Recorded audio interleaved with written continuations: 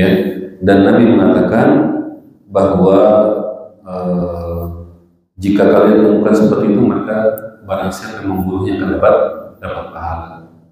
Jadi ini orang-orang Khawarij yang berbahaya sekali penampilannya, penampilan Islam, dakwah kampanye membela Islam, membela kaum muslimin, ya, benci kepada orang-orang Yahudi, ya, benci kepada orang-orang Amerika, ya, seperti itu jualannya, kan, ya.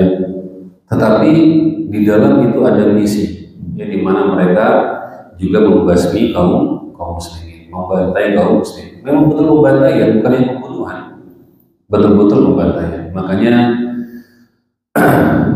dulu pernah ada yang kasus kayak Amrozi, CS dan sebagainya itu, yang mana mereka dipidana mati, ada yang dipidana di Nusa Kambangan dan sebagainya. Ini dipahami, yang para ulama-ulama kita dipahami betul bahwa kejahatan mereka ini ada pada pikirannya. Maka tidak bisa kita main pakai hukuman, kita main pakai sekedar penjara, kita main ini pada pikiran. Kenapa? Mereka itu error dalam memahami ayat, mereka keliru dalam memahami hadis, mereka keliru dalam memahami makna jihad, mereka keliru dalam memaknai bagaimana cara bermusuhan kepada orang kafir. Ini mereka keliru dalam hal ini. Maka yang perlu diperbaiki apa? Pemikirannya. Perlu diperbaiki, diluruskan adalah pemikirannya. Makanya ada beberapa ulama, diantaranya murid Syekh Al-Albani rahimahullah, Syekh Hasan Al-Halabi, itu mendapat tawaran dari BNPT misalnya, itu untuk datang berkunjung ke Nusa Kambangan untuk bikin briefing orang-orang ini, ya, untuk briefing, untuk mencuci pikiran yang berepos, ya, kepada mereka. Ada yang berhasil, ya, diskusi banyak lebar, diskusi berdebat sampai berjam-jam, sampai berhari-hari, ya, dengan harapan ada celah, ya, di mana syubhat ataupun kekeliruan dalam pandangan itu bisa akan bergeser, karena nggak bisa diobati.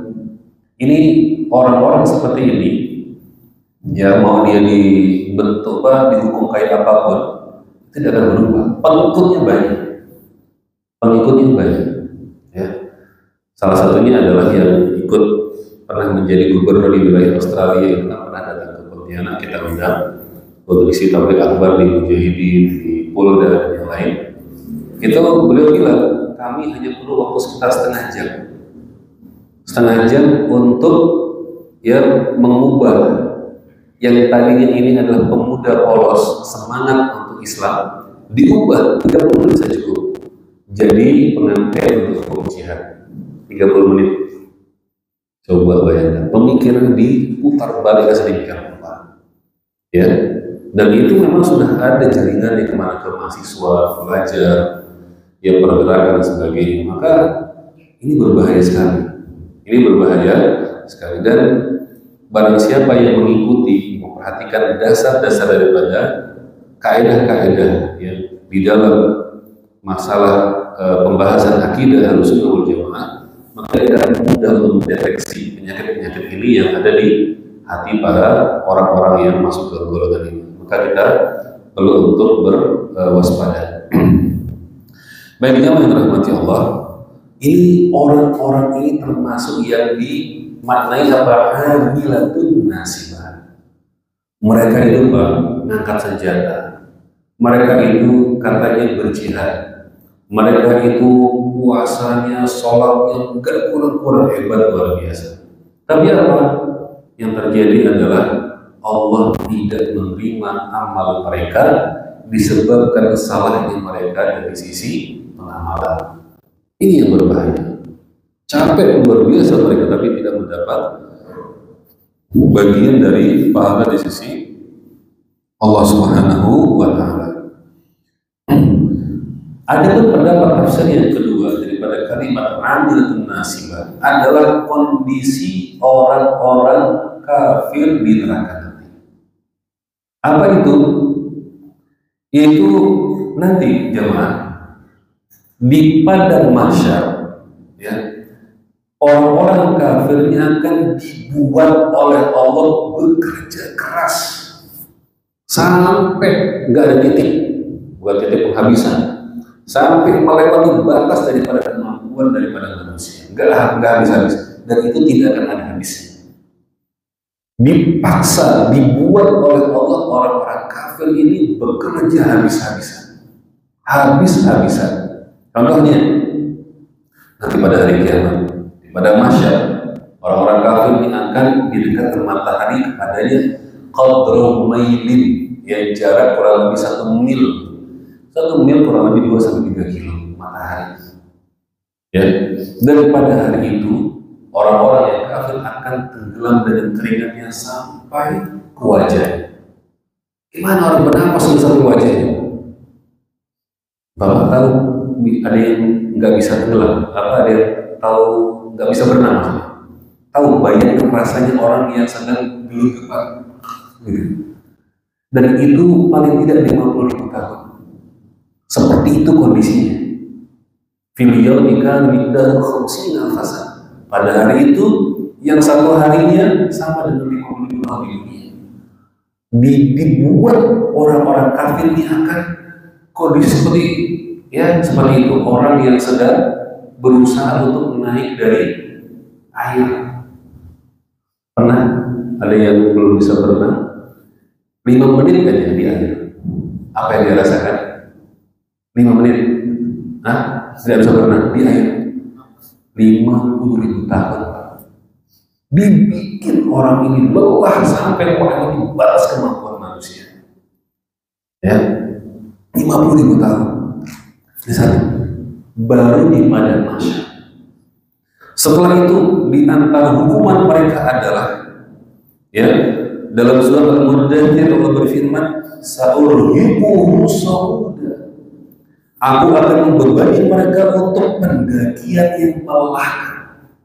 Nanti di neraka Jahannam itu ada gunung yang mana orang-orang kafir akan diperintah untuk mendaki gunung tersebut.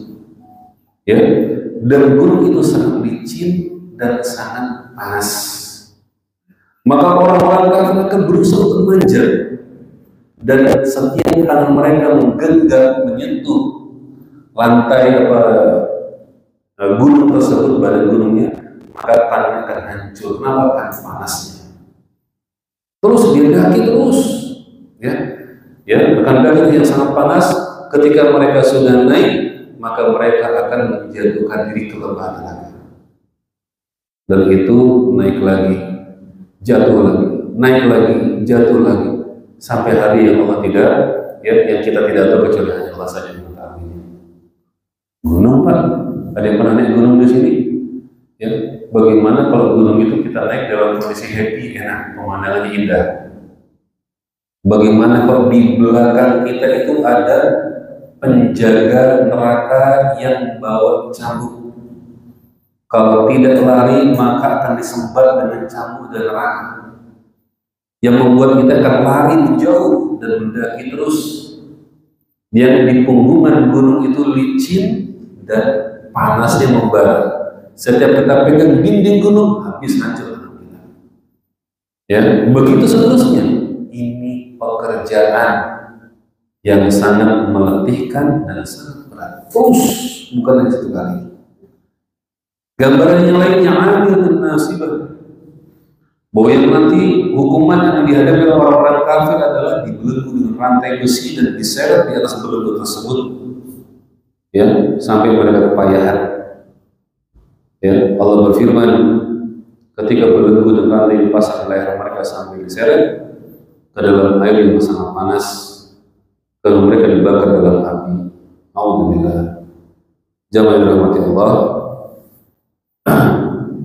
Ini baru sebagian apa yang dikabarkan oleh Allah berkaitan dengan kondisi dan keadaan orang-orang yang dimasukkan ke dalam neraka. Ya, tentunya yang kita sampaikan ini hanya sekedar gambaran kecilnya saja sebenarnya, karena yang terjadi pasti akan lebih dahsyat. Contoh, kalau ada berita tsunami berita gempa bumi, berita apa di TV yang kita lihat, melihat kita ngeri, tapi ngeri itu ya seperti ngeri gitu ya. Kita akan lebih betapa dahsyatnya ketika berada di dalam gedung yang itu bergoncang karena gempa. Bayangkan kondisi orang di pantai yang kena tsunami 7 meter. Kita melihat video di Palestina tergoncang, bom di sana, bom di sini. Kita yang menonton, menyaksikan video tadi klip tersebut, kita merasakan ngeri, tapi hanya berapa menit setelah itu kita sudah kita di tempat yang tenang, aman. Tapi yang di sana di hakikatnya itu lebih ya mengerikan. Satu orang kata yang di Yahudi itu apa? Mereka sampai berkabung masuk bunker macam-macam. Orang Palestina ini telah mati-mati lah. Dimanapun peluru, rudal, bom itu sudah ada namanya. Ya, peluru itu, rudal itu sudah ada namanya. Ya, demikian. Ini pembahasan kita baru ayat yang ketiga dan insya Allah kita akan sambung, yaitu pada kesempatan yang akan datang. Semoga Allah memberikan kemudahan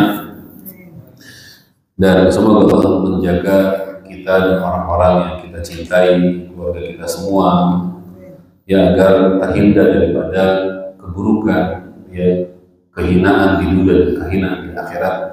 Semoga Allah senantiasa menjadikan kita semua dan orang-orang yang kita cintai itu berada dalam keadaan diridhoi oleh Allah di dunia dan di akhirat.